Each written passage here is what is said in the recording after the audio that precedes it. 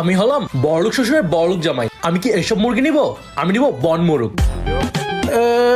বন মোরগ নিতে আইছে। আপনার মতো বড় লোকের জামাই আমি ভালো করেই চিনি। মুরগির নিব না ঠ্যাং, আবার নিব বন মোরগ। যাক বাবা, আপত্র এখান থেকে বিদায় হইলো।